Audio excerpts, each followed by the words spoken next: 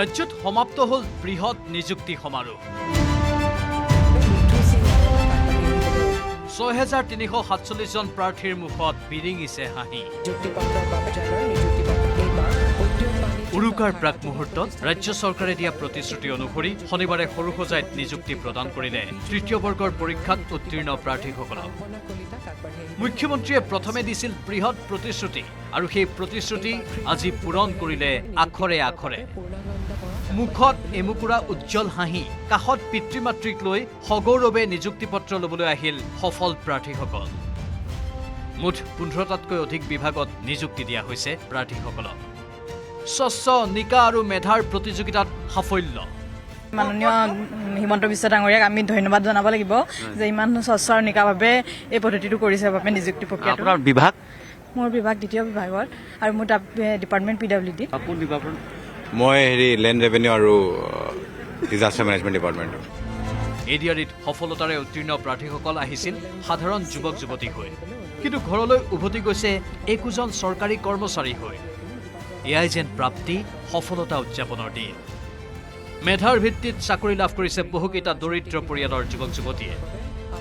এসময়ত চাকৰিৰ বজাৰে হতাশ কৰা নিবনুৱা যুৱক যুৱতীৰ মনত আজি অপাৰ আনন্দ। আজিৰ পৰা বহুতৰে নতুন জীৱন আৰম্ভ হ'ল। তৃতীয় বৰ্গৰ চাকৰি মানে আছে বহু দায়িত্ব। মুখ্যমন্ত্ৰীয়ে সোঁৱৰাই দিলে কি দায়িত্ব পালন কৰিব লাগিব নতুন চাকৰিয়ালসকলে। আজিৰ পৰা যেতিয়া আমি চাকৰিত জইন কৰিম, আমাৰ অসীম ধৈৰ্য, প্ৰতিখন কাগজ পঢ়ি তাক ফাইলত আগবঢ়াই লোৱা, প্ৰতিটো ঘটনা প্ৰবাহে কেনেকৈ মানুহক প্ৰভাৱিত কৰিব তাৰ সম্যক বিশ্লেষণ, এই ধৰণে আমি অহা ৩০টা বছৰ নিজক আগুৱাই লৈ যাব লাগিব। চাকৰি মানেই বাঢ়িল দায়িত্ব। চৰকাৰৰ প্ৰতি থকা দায়িত্বৰ উপৰিও সমাজ পৰিয়ালৰ প্ৰতিও থাকিব লাগিব দায়িত্ব। চাকৰিত প্ৰথম দৰমহা পোৱাৰ লগে লগে সকলোৱে যেনেকে যি মনত ভাল পায় দেউতা মাক উপহাৰ এটা দিব, যোনে যেনেকে ভাল পায়। কিয়? দেউতা মাৰ আশীৰ্বাদ নাথাকিলে আমি এই স্থানত আহিব নোৱাৰিলোহেঁতেন। আপোনালোকৰ জন্ম যদি ৫ বছৰ পিছত হ'লহেঁতেন বা ৫ বছৰ আগত হ'লহেঁতেন, ADRE আপোনালোকে নাপালেহেঁতেন। দেউতা মায়ে হৈছে আমাৰ কাৰণে ভগৱান। আমি ভগৱানক দেখা নাই, ভগৱানৰ বিষয়ে আমি জানো। কৰুণাময়ী, মমতাময়ী, সকলোকে আশীৰ্বাদ কৰে। দেউতা মাৰ ভগৱান নেদেখাজনৰ আটাইতকৈ ক্লজেষ্ট ৰিচেম্বলেঞ্চ হৈছে দেউতাক আৰু মাক।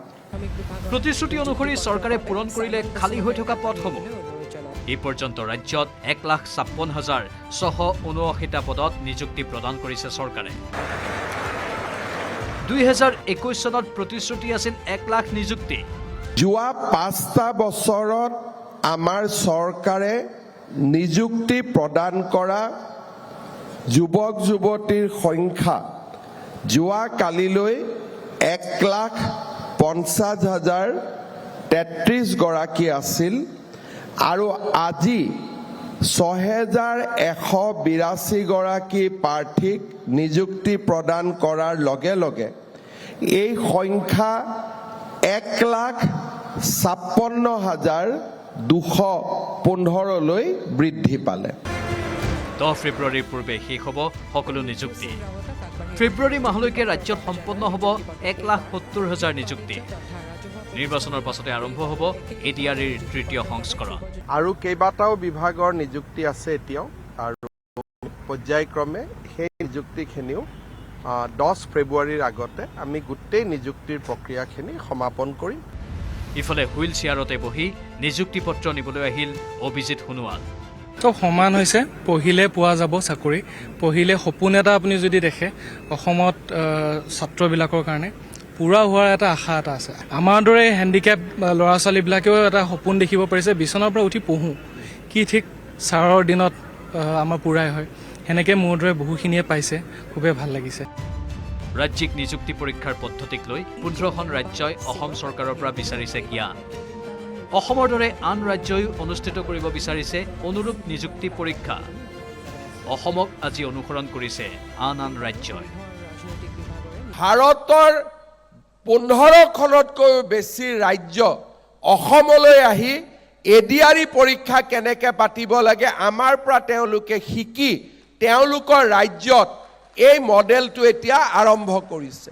অসমে যি ৰাস্তা দেখুৱালে আজি সেই ৰাস্তা ভাৰতৰ বহুতো ৰাজ্যই অনুকৰণ কৰিছে আৰু নিযুক্তিৰ প্ৰক্ৰিয়া দেশজুৰি এটা শৃংখলিত কৰাৰ যিটো পথ তাতে আমাৰ ৰাজ্যখনে আজি অৱদান জনাব পাৰিছে।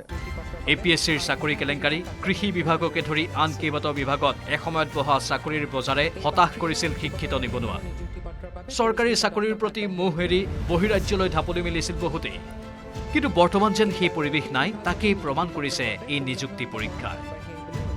বিষ্ণু শইকীয়াৰ report, news 18 Assam north east. উন্নয়ন বিভাগৰ নিযুক্তি পত্ৰৰ বাবে ধনমণি দাসক আগবাঢ়ি আহিবলৈ অনুৰোধ জনাইছো।